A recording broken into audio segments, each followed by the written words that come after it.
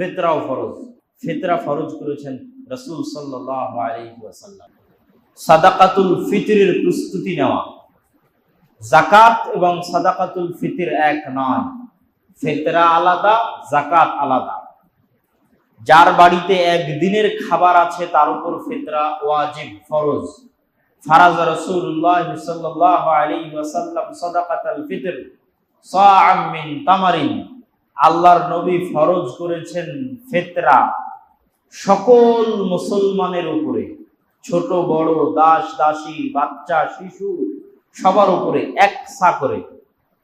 কার উপরে? যার বাড়িতে একদিনের খাবার আছে তার উপরে ফিতরা ফরজ। ফরজের গুরুত্বই ভিন্ন, আল্লাহর নিকটে ফরজ সবচেয়ে প্রিয়। তাহলে ফিতরাও ফরজ, যাকাতও ফরজ। ফিতরা কার উপরে ফরজ? যার বাড়িতে একদিনের খাবার আছে। মানে আমাদের এলাকার গরিব থেকে গরিব মানুষের উপরেও ফিতরা ফরজ, তাকে আদায় করতে হবে।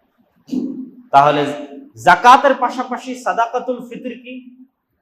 সাদাকাতুল ফিতর শুধু রমজানে আদায় করতে হয়, যাকাত শুধু রমজানে নয়। যাকাত যেই দিন ফরজ হয়েছে ওই দিন আদায় করতে হবে। আমাদের দেশের মানুষ বুঝে না, তাই রমজানে আদায় করে। আমি কখন নেশাব পরিমাণ সম্পদের মালিক হলাম ওটা খাতায় লিখতে হবে।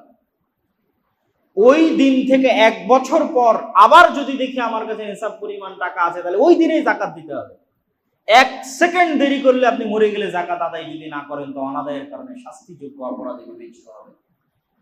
তাহলে কেমনে রমজান পর্যন্ত দেরি করবেন আপনি যাকাত আদায় করতে? ফরজ হয়েছে আপনার 6 মাস আগে, 3 মাস আগে, আপনি রমজান পর্যন্ত ঠেলে নিয়ে যাবেন, জি না? সালাত আউয়াল ওয়াক্তে কেন আদায় করতে বলা হয়? যে যখনই ওয়াক্ত প্রবেশ করে তখন মানুষের উপর সালাত ফরজ হয়ে গেছে। এখন মানুষ যদি দেরি করে যে আমি আধা ঘন্টা পরে সালাত আদায় করছি, আর ওই সময়ের মধ্যে যদি মানুষ মারা যায়, তাহলে সে 1 ওয়াক্ত সালাত মিস নিয়ে আল্লাহর দরবারে যাবে যে আমার উপর 1 ওয়াক্ত সালাত ফরজ হয়েছিল, আমি আদায় করি। এই জন্য বলা হয় যখনই ওয়াক্ত হয়েছে তখনই সালাত আদায় করো, আউয়াল ওয়াক্তে সালাত আদায় করো, দেরি করিও না। ঠিক যাকাতের ক্ষেত্রে যখনই ফরজ হয়েছে তখনই আদায় করো, দেরি করিও না। যাকাতকে তুমি ঠেলে রমজান পর্যন্ত নিয়ে যেও না। যাকাত যেই দিন ফরজ হয়েছে ওই দিন আদায় করতে হবে। আর ফিতরা কি? ফিতরা শুধু রমজান, এটা সরাসরি রোজার সাথে সম্পৃক্ত। রোজার ভুল ত্রুটি মাফ করে নেওয়ার জন্য, রোজার গুনাহ খাতা মাফ করে নেওয়ার জন্য আল্লাহ সুবহানাহু ওয়া তাআলার পক্ষ থেকে একটা সিস্টেম যা আল্লাহ সুবহানাহু ওয়া তাআলা দিয়েছেন, সেটা হচ্ছে ফিতরা। মাথা প্রতি 1 সা, যার বাড়িতে একদিনের খাবার আছে তাকে আদায় করতে হবে। 1 সা সমান আজকের বাজার হিসাব অনুযায়ী 1.25 কেজি থেকে 2.5 কেজি চাল। শেখ সালেহ আল উসাইমিন থেকে দুনিয়ার বড় বড় ফুকাহাগণ যারা হিজাজের সা অনুযায়ী সা হিসাব করেছেন, তারা সবাই 1 সা সমান 1.25 কেজি থেকে 2.5 কেজি বলেছেন। তাহলে 1.25 কেজি থেকে 2.5 কেজি চাউল মাথা প্রতি হিসাব করে ঈদের সালাতে যাওয়ার আগে বের করে দিতে হবে। ঈদের সালাতে যাওয়ার আগে বাড়ি থেকে বের করে জমা দিয়ে দিতে হবে। যদি ঈদের সালাতে যাওয়ার আগেই মানুষকে বন্টন করে দিতে পারে তবুও সমস্যা নেই। আব্দুল্লাহ বিন ওমর রাদিয়াল্লাহু তাআলা বলছেন 27, 28, 29 এই রোজার দিনগুলোতে বন্টন করে দিতে পারে মানুষ, অত আগে না করে শেষের দিকে বন্টন করে দিতে পারে।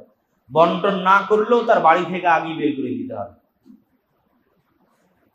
ঈদের সালাত থেকে আসার পরে ফিতরা বের করার কোনো সুযোগ নাই, আর ফিতরা টাকায় আদায় করার কোনো সুযোগ নাই। খাদ্যদ্রব্য দিয়েই ফিতরা আদায় করতে হবে। রাসূল সাল্লাল্লাহু আলাইহি ওয়াসাল্লামের যুগেও টাকা ছিল, স্বর্ণ মুদ্রা, রৌপ্য মুদ্রা ছিল। আল্লাহর নবী স্বর্ণ মুদ্রা, রৌপ্য মুদ্রা দিয়ে ফিতরা আদায় করতে বলেননি, খাদ্যদ্রব্য দিয়ে ফিতরা আদায় করতে বলেছেন। অতএব আমাদেরকেও খাদ্যদ্রব্য দিয়ে ফিতরা আদায় করতে হবে।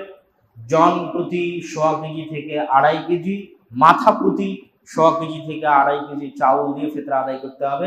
এটা শুধু রমজানের সাথে সম্পৃক্ত। যাকাত আর ফিতরার মধ্যে আরেকটা বড় পার্থক্য কি?